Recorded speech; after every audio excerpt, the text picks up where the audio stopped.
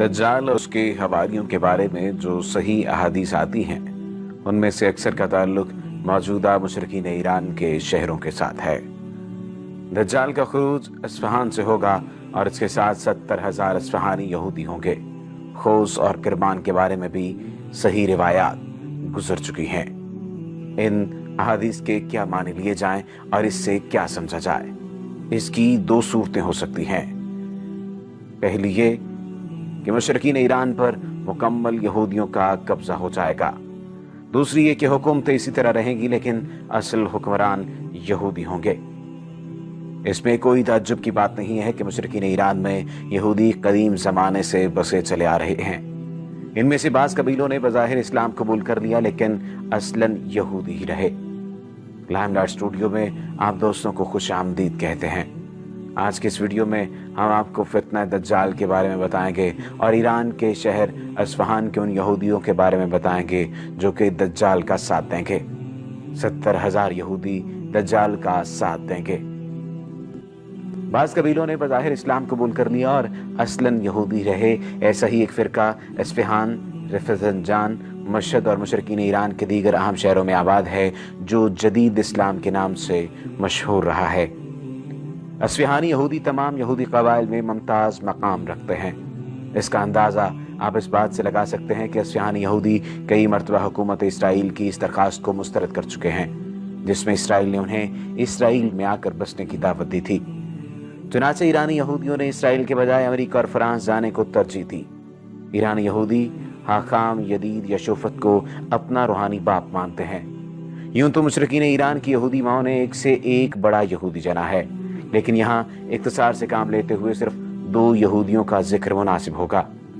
इब्राहिम नाथान अल मारूफ मुल्ला इब्राहिम और आगा खान अव्वल।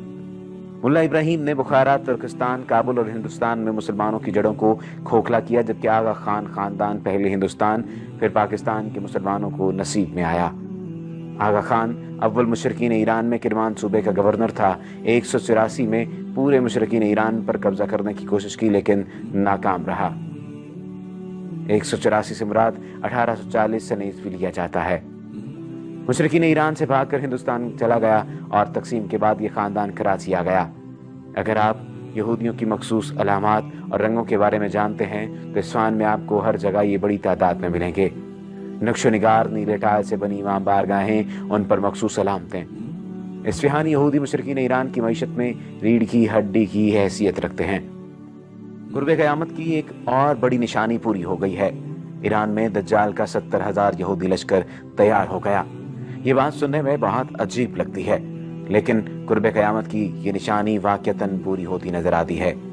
सही मुस्लिम और दीगर हदीस की किताबों में रसूलुल्लाह सल्लल्लाहु अलैहि वसल्लम की ये हदीस मौजूद है कि इस्फहान से 70,000 यहूदी दज्जाल की पैरवी करेंगे।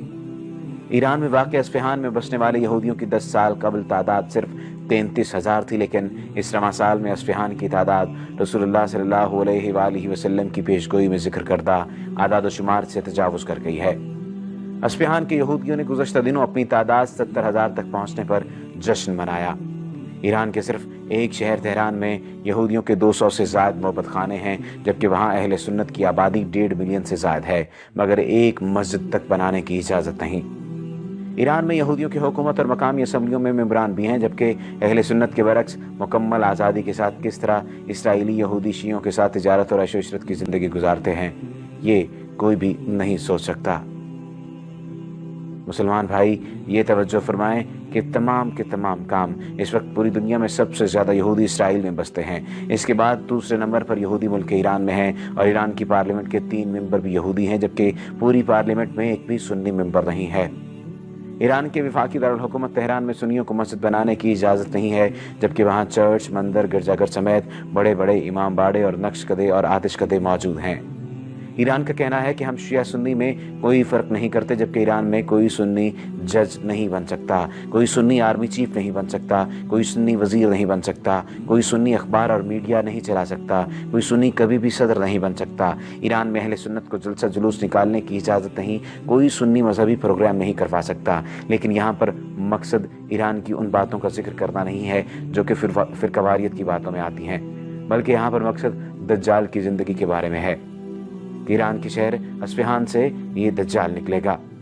قرب قیامت کی یہ نشانی پوری ہو چکی ہے۔ دجال کی ماہیت اور ساخت کے بارے میں لوگ پوچھتے ہیں کہ دجال ہوگا کیسا، اور دجال کے بارے میں باقی تمام کے تمام لوگ کیا کہتے ہیں۔ دجال قوم یہود سے ہوگا۔ ہر نبی نے اس کے فتنے سے اپنی اپنی قوموں اور امتوں کو ڈرایا، مگر حضرت محمد صلی اللہ علیہ وآلہ وسلم نے اس کے فتنے کو انتہائی وضاحت سے بیان فرمانے کے ساتھ ساتھ بہت سی نشانیاں اور اس سے بچاؤ کے طریقے اپنی امت کو سمجھا دیے۔ احادیث نبویہ میں دجال کا کوئی اصلی نام نہیں آیا۔ اسلامی اصطلاح میں اس کا لقب دجال ہے، اور یہ لفظ اس کی پہچان اور علامت بن گیا ہے۔ اس کا فتنہ بہت سخت ہوگا، چنانچہ رسول پاک صلی اللہ علیہ وآلہ وسلم نے فرمایا، آدم کی تخلیق سے لے کر قیامت قائم ہونے تک کوئی بھی فتنہ دجال کے فتنے سے بڑھ کر نہیں ہوگا۔ اسی بارے میں ایک حدیث شامل کرتے ہیں۔ یہ سنن ابن ماجہ سے جلد نمبر 100 اور حدیث نمبر 957 ہے۔ حضرت صلی اللہ علیہ وآلہ وسلم نے ہم کو خطبہ سنایا تو بڑا خطبہ آپ کا دجال سے متعلق تھا۔ آپ نے دجال کا حال ہم سے بیان کیا اور ہم کو اس سے ڈرایا تو فرمایا، کوئی فتنہ جب سے اللہ تعالیٰ نے آدم کی اولاد کو پیدا کیا ہے، زمین پر دجال کے فتنے سے بڑھ کر نہیں ہوا، اور اللہ تعالیٰ نے کوئی بھی نبی ایسا نہیں بھیجا جس نے اپنی امت کو دجال سے نہ ڈرایا ہو، اور میں تمام انبیاء کے آخر میں ہوں اور تم آخر میں ہو سب امتوں سے، اور دجال تمہیں لوگوں میں ضرور پیدا ہوگا، اور پھر اگر وہ نکلے گا اور میں تم میں موجود ہوں گا تو میں ہر مسلمان کی طرف سے حجت کروں گا۔ دجال کا فتنہ ایسا بڑا ہو کہ اگر میرے سامنے وہ آئے تو مجھ کو اس سے بحث کرنا پڑے گی، اور اگر کوئی شخص اس کام کے لیے کافی نہ ہوگا، اور اگر میرے بعد نکلے تو ہر شخص اپنی ذات کی طرف سے حجت کر لے، اور اللہ میرا خلیفہ ہے ہر مسلمان پر۔ دیکھو دجال نکلے گا، خلا سے جو شام اور عراق کے درمیان ہے، خلا کہتے ہیں راہ کو، فساد پھیلا دے گا بائیں طرف ملکوں میں۔ اے اللہ کے بندو، جمے رہنا ایمان پر، کیونکہ میں تم سے اس کی ایک ایسی صفت بیان کرتا ہوں جو مجھ سے پہلے کسی نبی نے بیان نہیں کی، بس اس صفت سے تم خوب اس کو پہچان لو گے۔ پہلے تو وہ کہے گا میں نبی ہوں اور میرے بعد کوئی نبی نہیں ہے، پھر دوبارہ کہے گا میں تمہارا رب ہوں، اور دیکھو تم اپنے رب کو مرنے تک نہیں دیکھ سکتے، اور ایک بات اور ہے، وہ کانا ہوگا اور تمہارا رب کانا نہیں ہے، اور دوسری یہ کہ اس کی دونوں آنکھوں کے درمیان یہ لکھا ہوگا کافر۔ اس کو ہر ایک مومن بقدر الہی پڑھ لے گا، خالق نہ جانتا ہو یا نہ جانتا ہو، اور اس کا فتنہ سخت ہوگا، اور اس کے ساتھ جنت اور دوزخ ہوگی، لیکن اس کی جنت دوزخ ہے اور اس کی دوزخ جنت ہے، بس جو کوئی اس کی دوزخ میں ڈالا جائے گا، اور وہ سچے مومنوں کو دوزخ میں ڈالنے کا حکم دے گا، وہ اللہ سے فریاد کرے اور سورہ کہف کے شروع کی آیتیں پڑھے، اور وہ دوزخ اللہ کے حکم سے اس پر ٹھنڈی ہو جائے گی، اور سلامتی جیسے حضرت ابراہیم علیہ السلام پر آگ ٹھنڈی ہو گئی۔ اور اس کا فتنہ یہ ہوگا کہ ایک گوار دیہاتی سے کہے گا، دیکھ اگر میں تیرے ماں باپ کو زندہ کروں جب تو مجھ کو اپنا رب کہے گا، وہ کہے گا بے شک، پھر وہ شیطان دجال کے حکم سے اس کے ماں باپ کی صورت بن کر آئیں گے اور کہیں گے بیٹا اس کی اطاعت کر، یہ تیرا رب ہے۔ معاذ اللہ، یہ فتنہ کوئی عام فتنہ نہیں ہے، یہ فتنہ اس کا ہوگا، یہ فتنہ اس کا ہوگا کہ آدمی پر غالب ہو کر اس کو مار ڈالے گا، بلکہ آری سے چیٹ کر اس کے 2 ٹکڑے کر دے گا، پھر اپنے متقدیوں سے کہے گا کہ دیکھو میں اپنے اس بندے کو اب جلاتا ہوں، اب وہ بھی یہی کہے گا کہ میرا رب اور کوئی ہے سوا میرے، پھر اللہ تعالیٰ اس کو زندہ کر دے گا۔ اس سے دجال خبیث کہے گا تیرا رب کون ہے؟ وہ کہے گا میرا رب اللہ ہے، اور تو اللہ کا دشمن ہے۔ تو دجال سے قسم اللہ کی، آج تو مجھے خوب معلوم ہوا کہ تو دجال ہی ہے۔ یہ ابو الحسن علی بن محمد تابسی نے کہا کہ جو شخص ہیں ابن ماجہ کی اس حدیث میں ہم سے عبید اللہ بن ولید وصافی نے بیان کیا ہے کہ انہوں نے عطیہ سے روایت کی، انہوں نے ابو سعید خضری سے کہ حضرت صلی اللہ علیہ وآلہ وسلم نے فرمایا اس مرد کا درجہ میری امت میں سب سے بلند ہوگا جنت میں۔ اور ابو سعید نے کہا قسم اللہ کی، ہم تو یہ سمجھتے تھے کہ یہ مرد جو دجال سے ایسا مقابلہ کریں گے کوئی نہیں ہے سوائے حضرت عمر کے، یہاں تک کہ حضرت گزر گئے۔ محاربی نے کہا اب پھر ہم ابو امامہ کی حدیث کو جس کو ابو رافع نے روایت کیا ہے بیان کرتے ہیں، کیونکہ ابو سعید کی حدیث درمیان میں اس مرد کے ذکر پر آ گئی تھی۔ اخیر دجال کا ایک فتنہ یہ بھی ہوگا کہ وہ آسمان کو حکم کرے گا پانی برسانے کے لیے تو پانی برسے گا، اور زمین کو حکم کرے گا غلہ اگانے کے لیے تو وہ غلہ اگائے گی، اور اس کا ایک فتنہ یہ ہوگا کہ وہ ایک قبیلے پر سے گزرے گا، وہ لوگ اس کو سچا کہیں گے، اس کو سچا کہیں گے، اس کو سچا کہیں گے، تو وہ آسمان کو حکم کرے گا غلہ اور گھاس اگانے کا تو وہ اگائے گی، یہاں تک کہ ان کے جانور اسی دن شام کو نہایت موٹے اور بڑے اور کھونکیں بھری ہوئی اور تھن دودھ سے پھولے ہوئے آئیں گے۔ ایک دن میں ہم یہ سب باتیں ہو جائیں گی، پانی بہت برستا رہا، بہت برسے گا، چارہ بہت پیدا ہوگا، جانوروں کو اس کا کھا کر تیار ہو جانا، اس کے تھن دودھ سے بھر جانا، معاذ اللہ کیا بڑا فتنہ ہوگا۔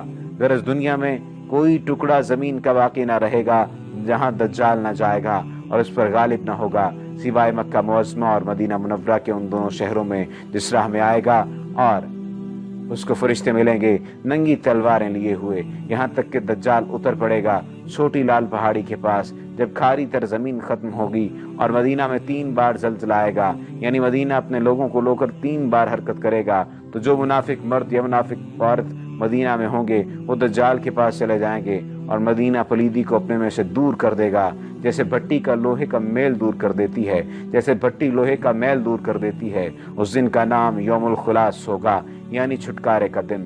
ام شریک بنت ابو اکر نے عرض کیا، یا رسول اللہ، عرب کے لوگ اس دن کہاں ہوں گے؟ آپ نے فرمایا، عرب کے لوگ مومن مخلصین اس دن کم ہوں گے اور دجال کے ساتھ بے شمار لوگ ہوں گے، ان کو لڑنے کی طاقت نہ ہوگی، اور ان عرب مومنین میں سے اکثر لوگ اس وقت بیت المقدس میں ہوں گے، ان کا امام ایک نیک شخص ہوگا، یا آپ کے نائب ایک روز ان کا امام آگے بڑھ کر صحیح صبح کی نماز پڑھانا چاہے گا۔ اتنے میں حضرت عیسیٰ بن مریم صبح کے وقت اتریں گے تو یہ امام ان کو دیکھ کر الٹے پاؤں پیچھے ہٹے گا تاکہ حضرت عیسیٰ اپنا ہاتھ اس کے دونوں مونڈوں کے درمیان رکھ دیں، پھر اس سے کہیں گے کہ تو ہی آگے بڑھ اور نماز پڑھا، اس لیے کہ یہ نماز تیرے ہی لیے قائم ہوئی تھی، یعنی تکبیر تیری ہی امانت کی نیت سے ہوئی تھی۔ خیر وہ امام لوگوں کو نماز پڑھائے گا، جب نماز سے فارغ ہوگا حضرت عیسیٰ مسلمانوں سے فرمائیں گے، جو قلعہ یہ شہر میں محصور ہوں گے اور دجال ان کو گھیرے ہوگا، دروازہ قلعہ کا یا شہر کا کھول دو۔ دروازہ کھول دیا جائے گا تو وہاں پر دجال ہوگا 70,000 یہودیوں کے ساتھ، جن میں سے ہر ایک کے پاس تلوار ہوگی، اس کے زیور کے ساتھ اور چادر ہوگی۔ جب دجال حضرت عیسیٰ کو دیکھے گا تو ایسا گھل جائے گا جیسے نمک پانی میں گھل جاتا ہے اور بھاگے گا۔ اور حضرت عیسیٰ فرمائیں گے میری ایک مار تجھ کو کھانا ہے، تو اس سے بچ نہ سکے، آخر باب لد کے پاس جو مشرق کی طرف سے اس کو پائیں گے اور اس کو قتل کریں گے، پھر اللہ تعالیٰ یہودیوں کو شکست دے گا۔ یہود مردود دجال کے پیدا ہوتے ہی اس کے ساتھ ہو جائیں گے اور کہیں گے یہی سچا مسیح ہے جس کے آنے کا وعدہ اگلے نبیوں نے کیا تھا، اور چونکہ یہود مردود حضرت عیسیٰ کے دشمن تھے اور محمد صلی اللہ علیہ وآلہ وسلم کے، اس لیے مسلمانوں کی ضد اور عداوت سے بھی اور دجال کے ساتھ ہو جائیں گے۔ دوسری روایت میں ہے کہ اصفہان کے یہود میں سے 70,000 یہودی دجال کے پیرو ہو جائیں گے۔ خیر یہ حال ہو جائے گا کہ یہودی اللہ کی پیدا کی ہوئی چیزوں میں سے جس چیز کی آڑ میں چھپے گا اس چیز کو اللہ بولنے کی طاقت دے گا، پتھر ہو یا درخت یا دیوار یا جانور۔ سو ایک درخت کے جس کو غرقت کہتے ہیں وہ ایک کانٹے دار درخت ہوتا ہے، وہ یہودیوں کا درخت ہے، یہود اس کو بہت لگاتے ہیں اور اس کی تعظیم کرتے ہیں۔ وہ نہیں بولے گا تو یہ چیز اس کی آڑ میں یہودی چھپے گا، کہے گی کہ اے اللہ کے مسلمان بندے یہودی یہ ہے، تو آ اور اس کو مار ڈال۔ اور حضرت صلی اللہ علیہ وآلہ وسلم نے فرمایا کہ دجال ایک 40 برس تک زندہ رہے گا، لیکن 1 برس 6 مہینے کے برابر ہوگا، اور 1 برس 1 مہینے کے برابر ہوگا، اور 1 مہینہ 1 ہفتے کے برابر ہوگا، اور آخر دن دجال کیسے ہوں گے جیسے چنگاری اڑتی جاتی ہے ہوا میں۔ تم میں سے کوئی صبح کے وہ مدینہ کے ایک دروازے پر ہوگا، پھر دوسرے دروازے پر نہ پہنچے گا کہ شام ہو جائے گی۔ لوگوں نے عرض کیا، یا رسول اللہ، ہم ان چھوٹے دنوں میں نماز کیوں کر پڑھیں؟ آپ نے فرمایا، اندازے سے نماز پڑھ لینا جیسے لمبے دنوں میں اندازہ کرتے ہو۔ اور حضرت صلی اللہ علیہ وآلہ وسلم نے فرمایا، حضرت عیسیٰ میری امت میں ایک عادل حاکم اور منصف امام ہوں گے، اور صلیب کو جو نثار لٹکاتے رہے توڑ ڈالیں گے اور سور کو مار ڈالیں گے، بلکہ کہیں گے کافروں سے یا مسلمان ہو جاؤ یا قتل ہونا قبول کرو۔ اور بعضوں نے کہا جزیہ لینا اس وجہ سے بند کر دیں گے کہ کوئی فقیر نہ ہوگا، سب مالدار ہوں گے، پھر جزیہ کن لوگوں کے واسطے لیا جائے۔ اور بعضوں نے کہا کہ مطلب یہ ہے کہ جزیہ مقرر کر دیں گے سب کافروں پر، یعنی لڑائی موقوف ہو جائے گی اور کافر جزیے پر راضی ہو جائیں گے، اور صدقہ موقوف کر دیں گے تو نہ بکریوں پر نہ اونٹوں پر کوئی زکوٰۃ لینے والا مقرر کریں گے، اور آپس میں لوگوں کے کینہ اور بغض اٹھ جائے گا، اور ہر ایک زہریلے جانور کا زہر جاتا رہے گا، یہاں تک کہ بچہ اپنا ہاتھ سانپ کے منہ میں دے دے گا وہ کچھ نقصان نہ پہنچائے گا، ایک چھوٹی بچی شیر کو بھگا دے گی، اس کو ضرر نہ پہنچائے گا، اور بھیڑ یا بکریوں میں سے اس طرح رہے گا جیسے کتا جو ان میں رہتا ہے، اور زمین صلح سے بھر جائے گی جیسے برتن پانی سے بھر جاتا ہے، اور سب لوگوں کا ایک کلمہ ہو جائے گا، سوا اللہ کے کسی کی فرصت نہ ہوگی، تو سب کلمہ لا الہ الا اللہ پڑھیں گے، اور لڑائی اپنے سامان ڈال دے گی، لڑائی اپنے سب سامان ڈال دے گی، یعنی ہتھیار اور آلات اتار کر رکھ دیں گے۔ مطلب یہ ہے کہ لڑائی دنیا سے اٹھ جائے گی اور قریش کی سلطنت جاتی رہے گی، اور زمین کا یہ حال ہوگا جیسے چاندی کی سینی یعنی تشت میں وہ اپنا میوہ ایسے اگائے گی جیسے آدم کے عہد میں اگاتی تھی۔ وما علینا الا البلاغ المبین۔